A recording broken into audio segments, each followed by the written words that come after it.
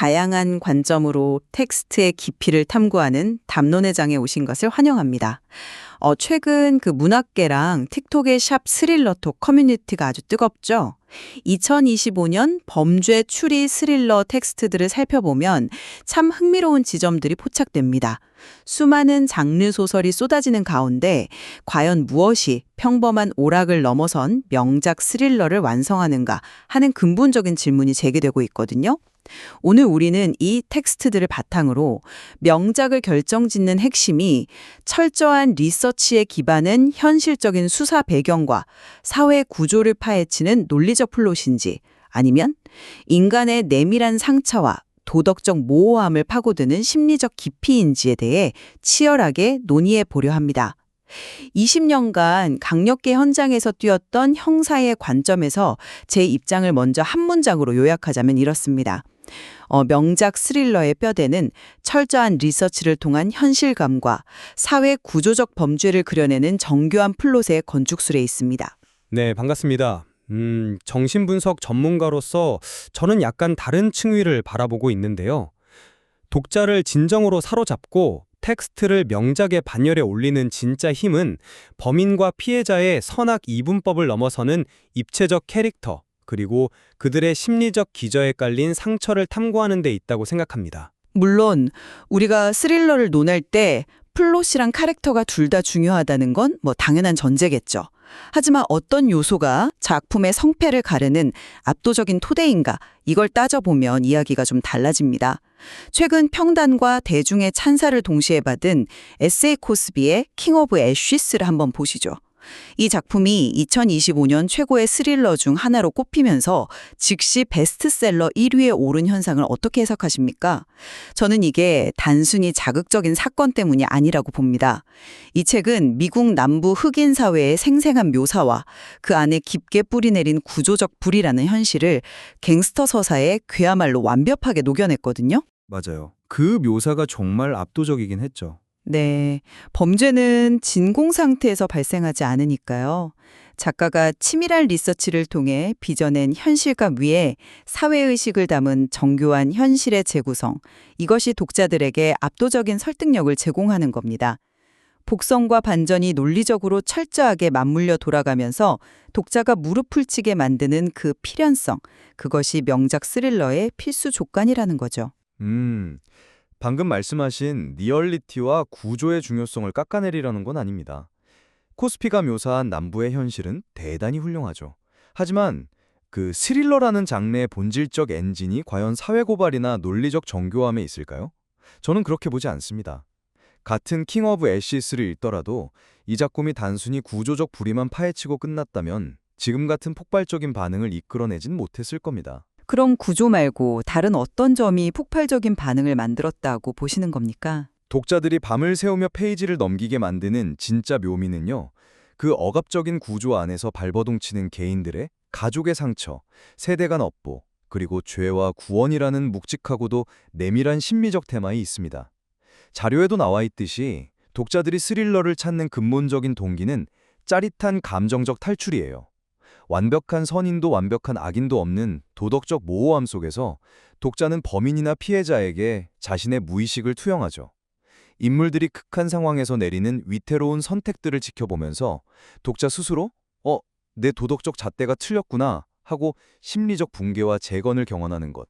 이것이야말로 텍스트가 명작으로 기억되는 가장 치명적인 매력입니다. 심리적 붕괴라 표현이 아주 흥미롭네요. 독자들이 그 붕괴의 순간에 카타르시스를 느낀다는 건데 그렇다면 그 붕괴를 유발하는 텐션, 즉 스릴러의 심장이라 할 수 있는 긴장감의 실체는 도대체 어디서 오는 걸까요? 2025년 독자 취향 트렌드를 보면 답이 명확해집니다.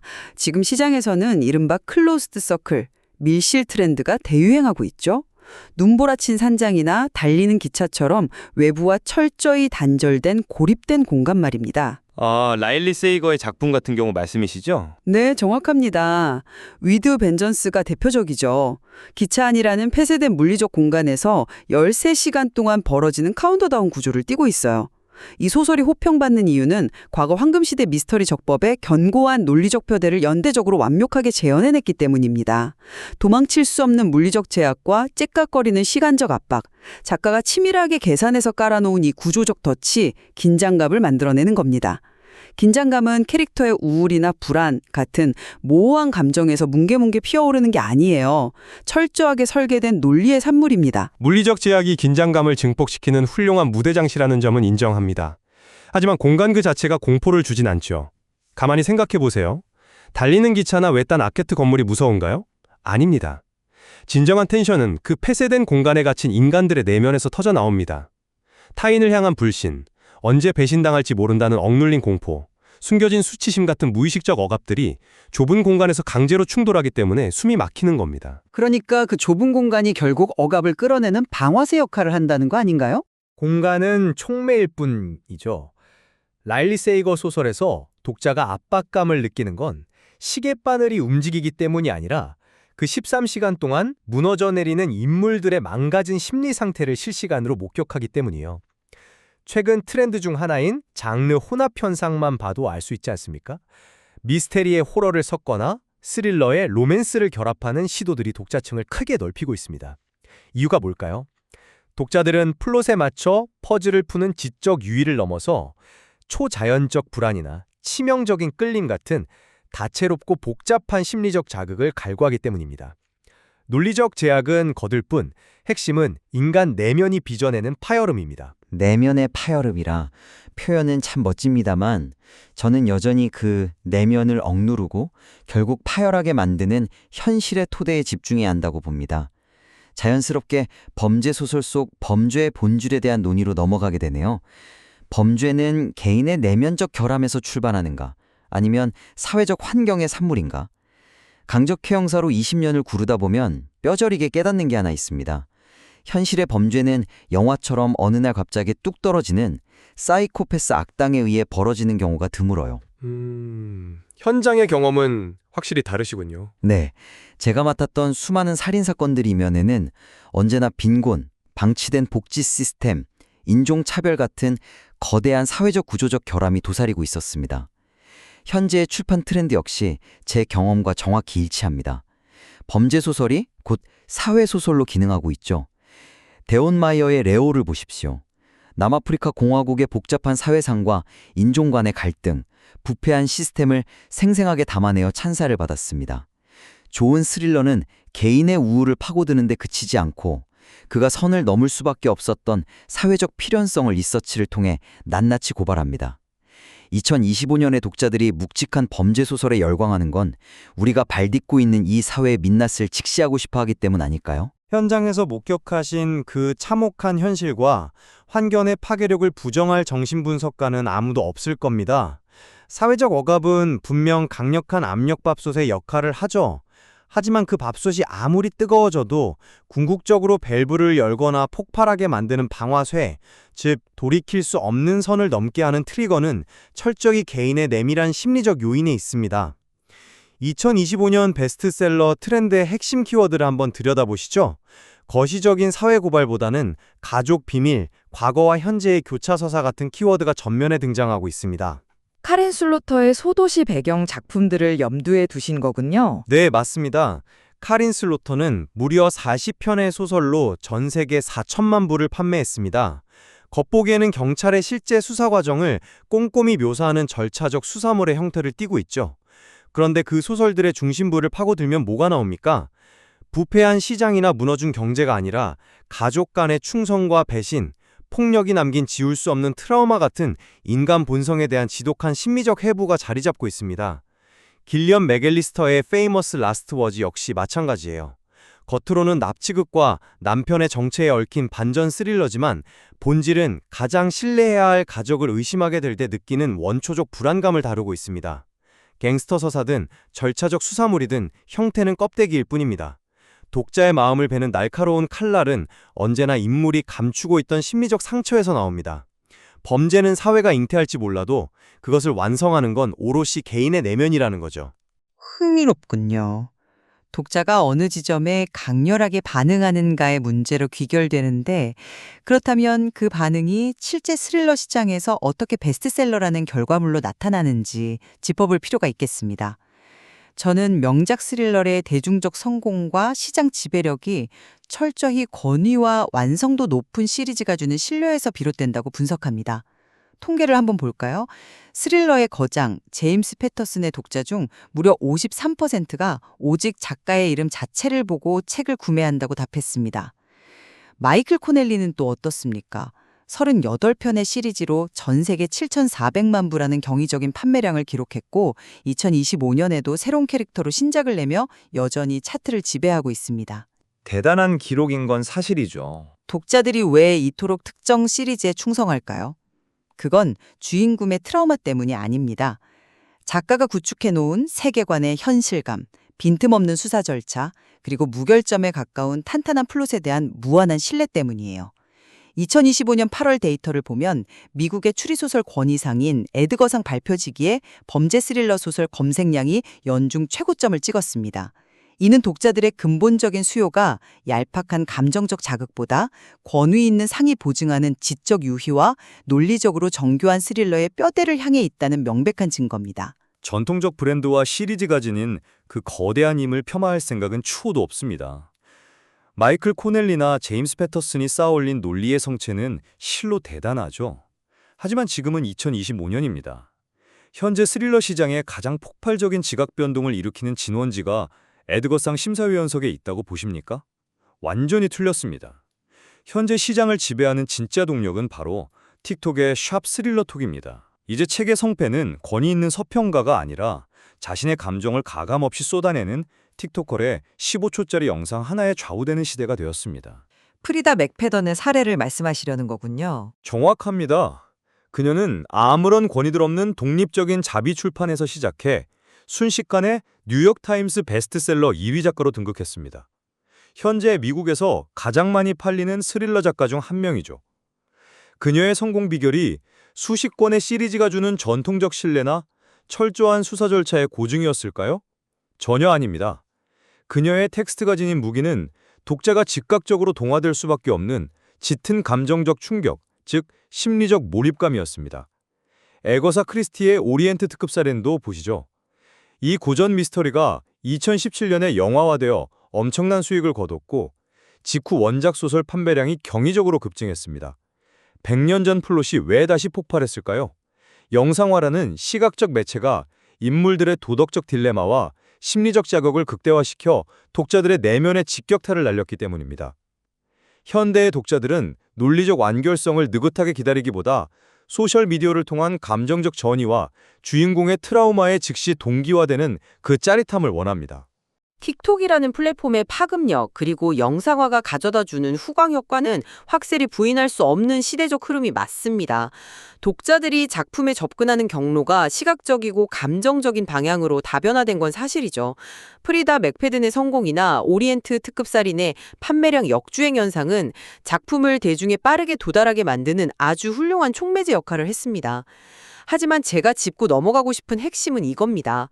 그 감정적 촉매제를 통해 독자가 책장을 펼쳤을 때 그들을 마지막 페이지까지 붙잡아두고 책을 덮은 뒤에도 이것을 명작으로 기억하게 만드는 궁극적인 힘은 결국 뼈대라는 사실입니다. 뼈대의 중요성 자체를 부정하는 건 아닙니다만 담다이적인 감정적 충격이나 트라우마에 대한 공감만으로는 서사가 시대를 넘어 살아남을 수 없어요. 중반부에서 플롯의 긴장이 이완되거나 복선이 허술하게 풀려버린다면 아무리 초반에 심리적 몰입이 강렬했다 하더라도 독자는 이내 흥미를 잃고 책을 던져버립니다. 형사가 증거의 사슬을 엮어내듯 치밀하게 짜인 논리의 건축물, 철저한 리서치로 생생하게 재현된 사회적 리얼리티, 이것들이 단단히 받쳐주어야만 스릴러가 단순한 일회성 틱톡 유행을 넘어 시대를 비추는 거울로 남을 수 있는 겁니다. 뼈대가 무너지면 서사가 무너진다는 말씀에는 저도 깊이 공감합니다. 아무리 섬세하고 훌륭한 심리 묘사라도 엉성하고 훌거운 플롯 위에서는 길을 잃고 헤매기 마련이니까요. 하지만 그 반대의 경우도 생각해 보셔야 합니다. 아무리 치밀하게 리서치된 완벽한 건축물이라 할지라도 그 안에 뜨거운 피가 흐르는 인간의 고뇌가 없다면 그것은 그저 차가운 범죄 수사 백서나 다를 바 없을 겁니다. 스릴러가 지닌 진정한 미학은 인간 본성의 어두운 밑바닥과 숨기고 싶은 도덕적 갈등이라는 테마를 통해 독자가 스스로의 내면적 트라우마나 사회적 불안을 정면으로 대면하게 만드는 데 있습니다. 일종의 거대한 심리적 치료실 역할을 하는 셈이죠. 독자들이 결말부에서 내가 완전히 속았구나 하고 탄식하는 순간은 단순히 작가가 짜놓은 물리적 퍼즐의 해답을 맞히지 못했을 때가 아닙니다. 자신이 굳게 믿고 있던 인간에 대한 신뢰나 얄팍했던 선악의 기준 자체가 처참히 무너져 내리는 심리적 지진을 겪을 때 비로소 진정한 감탄이 터져나오는 것입니다. 오늘 우리는 각자의 전문성을 바탕으로 치열한 논의를 전개해왔습니다. 플롯의 견고함과 심리의 깊이, 이 두 관점이 팽팽하게 맞섰지만 묘하게도 서로 배타적이지만은 않다는 지점에 도달하게 되는군요. 확실한 것은 2025년의 독자들이 과거에 비해 한층 진일보했다는 사실입니다. 그저 누가 사람을 죽였는지 범인만 쫓는 얄팍한 후더닛이나 단순한 선악의 이분법에는 더 이상 만족하지 않죠. 앞서 저희가 공통으로 언급했던 에세이 코스비의 킹 오브 애시스가 평단과 대중의 정점에 선 이유도 바로 이 교차점에 있습니다. 구조적 불의를 고발하는 그 치밀하고 리얼리티 짙은 현실 감각 위에서 세대를 이어져 내려오는 인간의 원초적 죄의식과 가족의 상처라는 심리적 층위가 결합되었기 때문이겠죠.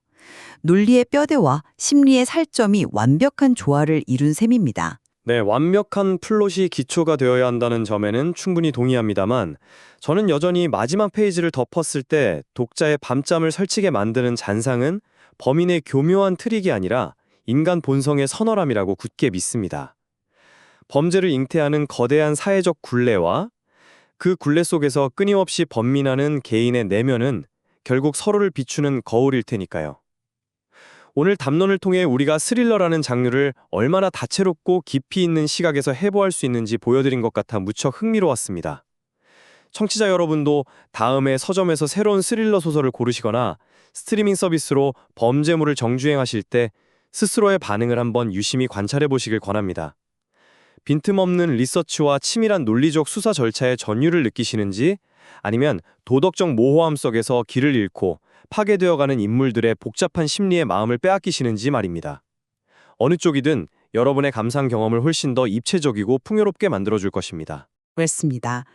명작을 정의하는 데 있어 완벽하게 재단된 단 하나의 정답은 없을 겁니다.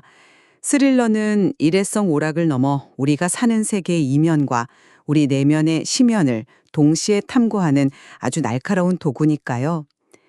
텍스트 안에 담긴 사회적 뼈대와 심리적 깊이, 그 무궁무진한 미학을 계속해서 파헤쳐 보시기를 제안하며 오늘의 논의를 갈무리하겠습니다. 끊임없이 의심하고 자신만의 시각으로 다르게 읽어내는 독자 여러분의 안목이 결국 최종적인 결론을 내리리라 믿습니다. 끝까지 귀 기울여 주셔서 감사합니다. 다음 시간에도 텍스트의 이면을 파고드는 날카롭고 흥미로운 시선으로 다시 찾아오겠습니다.